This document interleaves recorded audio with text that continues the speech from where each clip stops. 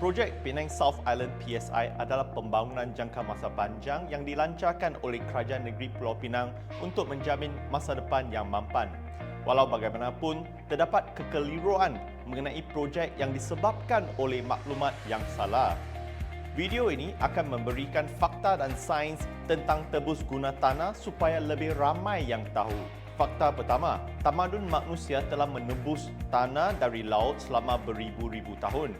Salah satu pulau buatan manusia yang paling awal ditemui adalah di Scotland dengan penarikan radiokarbon sejak zaman Neolitik, iaitu kira 5,000 tahun dahulu.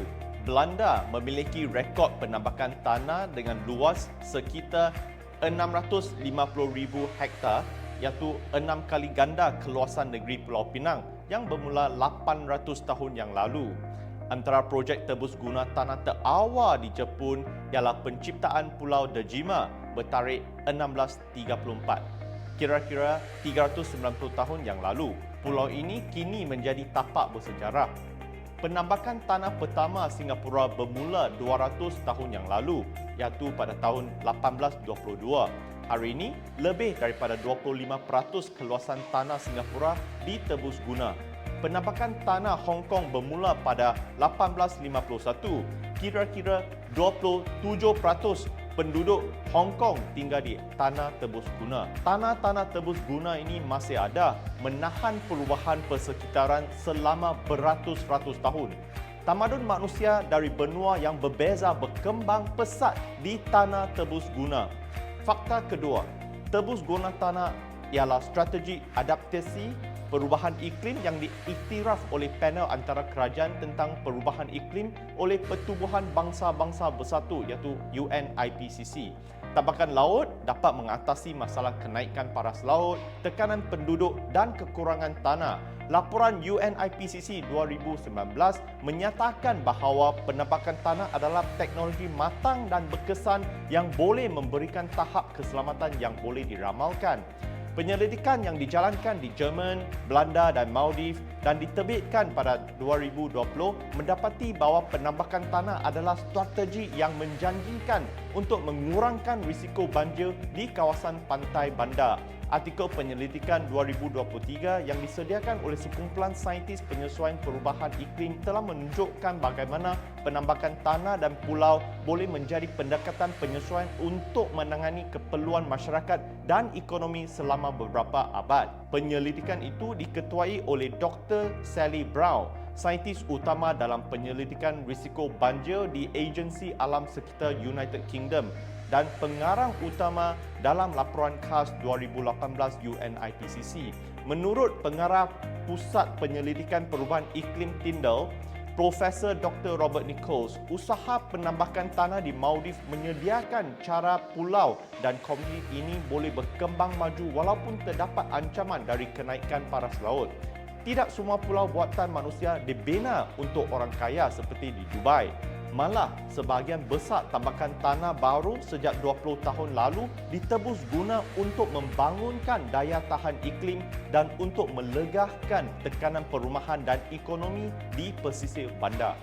Analisis menggunakan imej satelit dari tahun 2000 hingga 2020 daripada 135 bandar menunjukkan bahawa 78% daripada bandar ini telah menembus tanah baru menyumbang sejumlah 253,000 hektar tanah tambahan ke permukaan bumi. Lebih daripada 70 bandar dalam analisis telah menebus tanah untuk sambungan pelabuhan, 30 daripadanya untuk kegunaan kediaman dan komersial dan 19 untuk kawasan perindustrian. Negara-negara maju seperti Denmark, Scotland, Singapura, Belanda, Jepun, Korea Selatan dan Jerman menjalankan penambakan tanah sebagai strategi penyesuaian perubahan iklim. Penambakan tanah mempunyai kesan ke atas alam sekitar, sama seperti mana-mana usaha penyesuaian iklim yang lain. Kenderaan elektrik, panel solar dan turbin angin, semuanya mempunyai kesan alam sekitar. Jadi, sebagai usaha penyesuaian, projek tebus guna tanah perlu mempunyai langkah-langkah mitigasi untuk meminimumkan dan mengimbangi impak seperti projek PSI. UNIPCC dan saintis penyesuaian iklim mengiktiraf penambakan tanah sebagai strategi penyesuaian untuk menentang kesan perubahan iklim. Hanya NGO anti pembangunan yang tidak mengiktirafnya. Mungkin itu kerana mereka melihat diri lebih pakar daripada orang lain di dunia. Ketiga, Pulau Pinang sedang berkembang maju hari ini kerana banyak kegiatan tebus guna tanah yang lalu. Anggaran jumlah tanah tebus guna yang sedia ada di Pulau Pinang pada tahun 2015 adalah lebih daripada 2,300 ekar. Dari segi sejarah, tulang belakang ekonomi di Pulau Pinang iaitu sektor pembuatan khususnya industri elektronik dan elektrik ENE yang terletak di zon perindustrian bebas barang lepas FIZ. Sebelum pembangunan FIZ, kadar kemiskinan Pulau Pinang melebihi 40%.